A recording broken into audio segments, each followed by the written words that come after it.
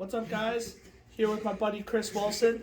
Tell the world what you did last weekend. Last weekend we went down to Refined Gaming and we participated in a 51-player Xbox Winner Tournament. I won a Series X Xbox with an extra controller, 3 boxes of Ghost from the Past, and like 12 OTS packs. Man, say less. Yeah, I pulled Alti Ecclesia out of my OTS packs. It's about the only value. And then I didn't open up any of the Ghosts from the Past. And before we start this, we gotta ask our friend Miles what he won. Oh, yes. Also. Camera. Yeah. Camera. What did you win? I won this in a random giveaway. What random? Yeah. I don't remember it being random. Ask Chris who won them at first. Anyways, back to this real Back to the real profile. So shout outs to give before we get into the video. Shout out to Refined Gaming for hosting the tournament. Starlight Games for providing decent, really good playmats and good deals. And then shout out to Galaxy Buster TCG. Hey, that's me. Best sponsor, or one of the best sponsors in the area. No, best. Yeah, one of. My One of the God. best sponsors in the area, providing all the cards and being very convenient for working with everybody and being a great asset to all the community in general. And then shout out to all the Flint locals that people know.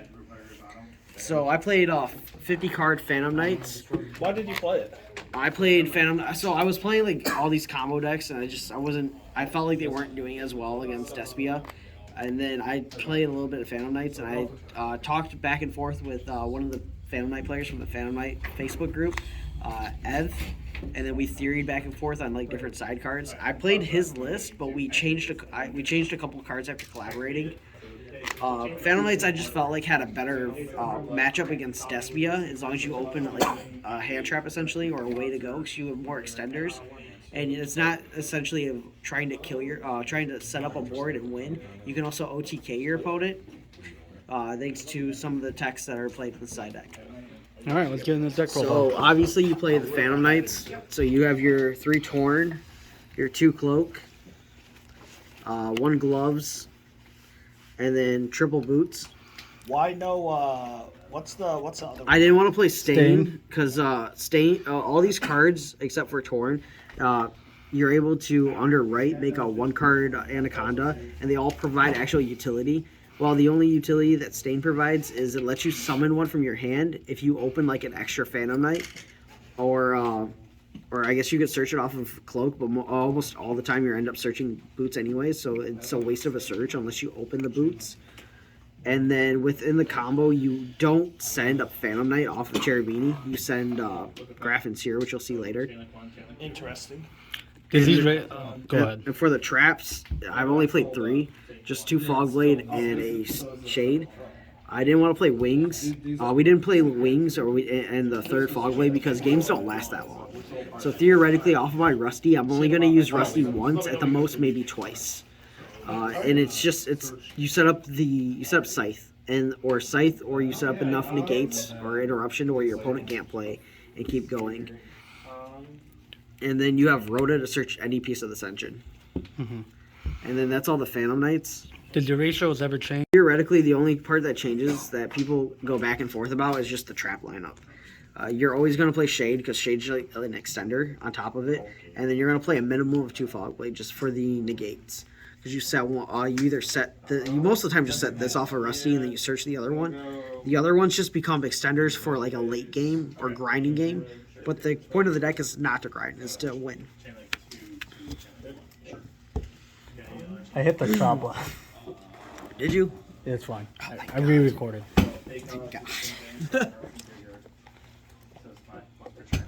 Well, he's got to really quench that thirst. It's gonna be an interesting deck profile. Still recording? Yeah, I'm still Oh, I recording. thought you stopped it. No, And then for the... we'll cut that later. That's not good. And then you play the best engine in the game right now. 3 Foolish, 3 Enchantress, 3 Rights, and then a Griffin, Dragoback, and Faithful. This engine just does so much for the deck. Not only does the Dracoback provide like negates, or forces negates, and the Griffin's a negate, but the Faithful also like helps you extend with your Phantom Knights in case you need to discard them. And then Foolish can send your PKs as well. And then for the extenders, you got Graf and Seer. The best breed. And then Kagamusha. Kagamusha gets sided out almost every game. Just it's that extra extender that you have to keep your push going. Graf and Seer, after going back and forth with the guy from the Phantom Knight group, Ev, he came to the conclusion, and I agreed upon it as well. So the reason why you don't need to play so many traps is because you can play Graf and Seer in it, and this gives you that extender that you would have needed without having to need it. So instead of playing the extra traps that are bricks in your deck, you can play this engine, and this gives you the extra body on the field to make Rusty, along with the extra body after you get into Rusty to go into Anaconda and Dagna, which you end up missing if you don't end up playing these subjects, because you end up making like Levy to bring back a monster to just go into Rusty. Yeah, I know, but it's more just like And then 2 Tracker and 1 Wheeler. We went with this ratio because the Tracker's bigger. That's it. Tracker's bigger. It beats over Barrier Statue. It's just more utility. Tuners don't matter in this. That's true. And then the 3 Telly to summon them out. Okay, cool. And then this also overlaps with like Ogre. Oh yeah.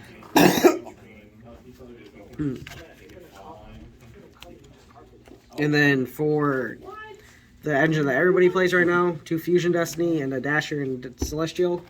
No explanations really needed for this. That's what it is. And then you have Scythe to go with it. Wow. Because so the reason we went back to Phantom Knights is because Nibiru came out of the format, and Nibiru, you had to respect Nib sometimes going into game 2 and 3, but now that Nib's out of the format, you can generally play the game like normal, and you can play through 1 or 2 interruptions, being like Ashes, Ogres, and Bells, and still end up on at least Scythe and DPE, regardless of what's going on. I also noticed that droplets and chalice and stuff are just kind of coming out of the format too. So like, I would say droplets staying in the format. Droplets is kind of coming out. Yeah, I thought it was coming back. yeah, I've been seeing a lot less decks playing droplets. But anyways, the Nib's not around as much now, so like you're able to just combo, and you're able to play through 1 to 2 negates with the engine itself. And then for the defensive cards, we play 2 ofs. Like the true man. Not really. So we play 2 Ogre, 2 Ash, and 2 Bell with a call by and double cross out.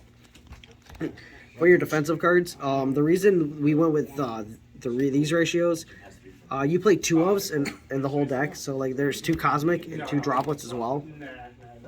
So hand traps don't do enough this format. You want to see at least 2 cards to keep playing the game. Like if you open 3 of any of this, you'll lose, or if you open 2 of it, you'll lose. You see different ratios to keep playing the game. Cross out helps defend your deck, and with everybody playing Brave, it hits the Brave engine as well. Call by is call by, and then Ash and Bell are the better ones.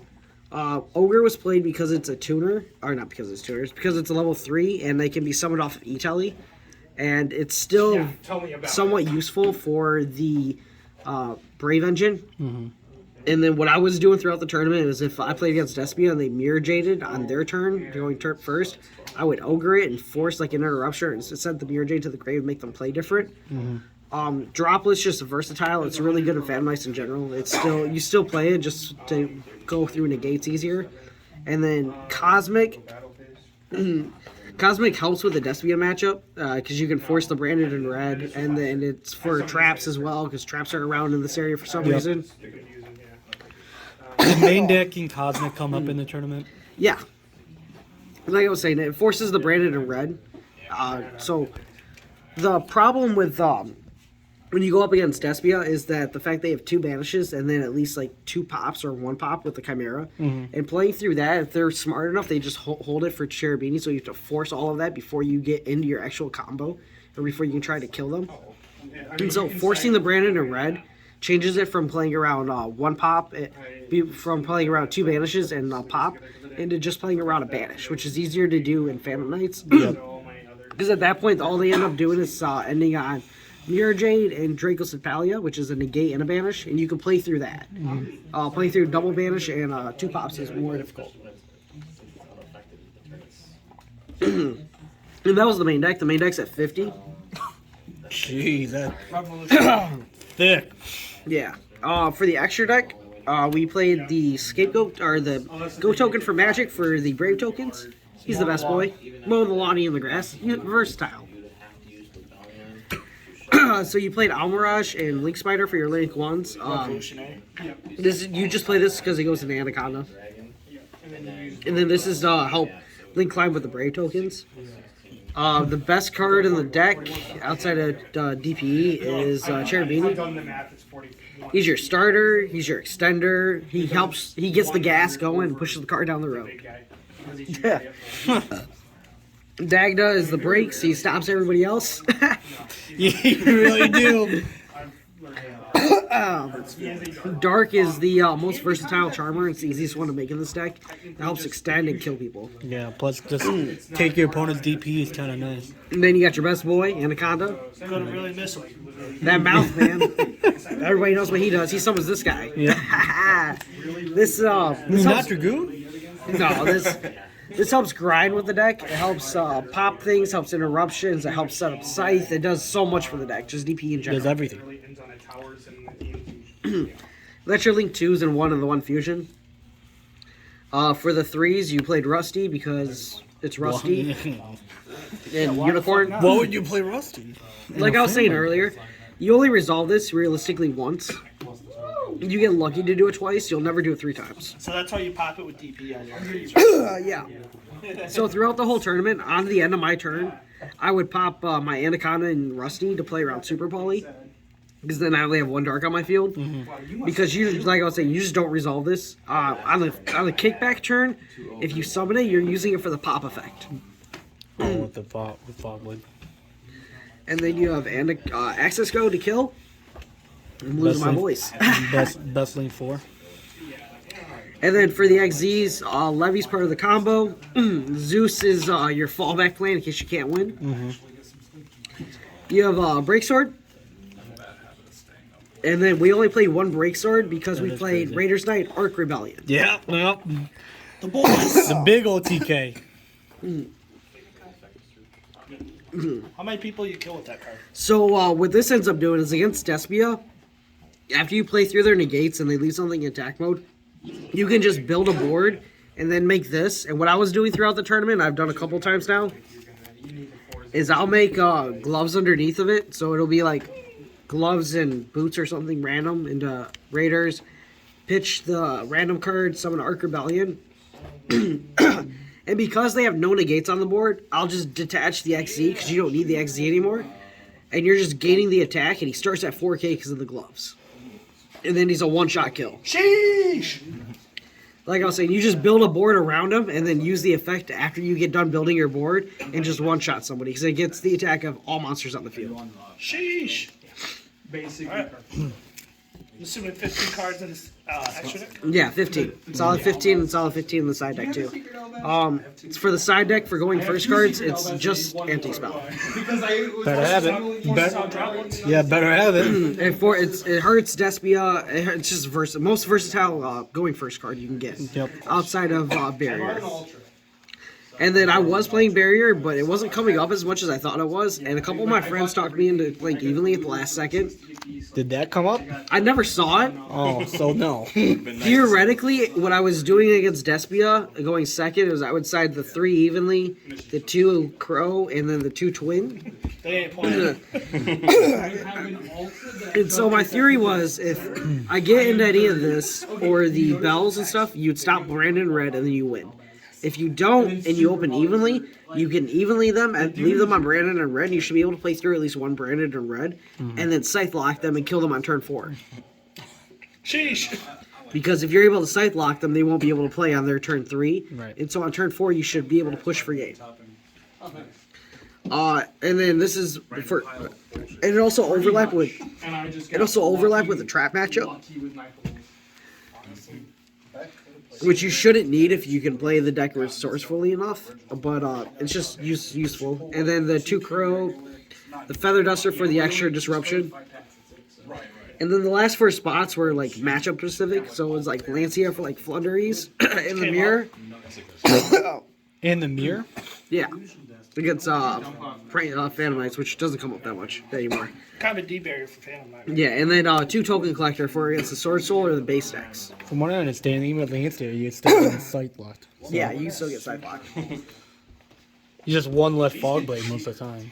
And then what what a couple of my friends and I were talking about was we were talking about testing a legal knight. So we were talking about taking out the feather duster and siding in a legal knight.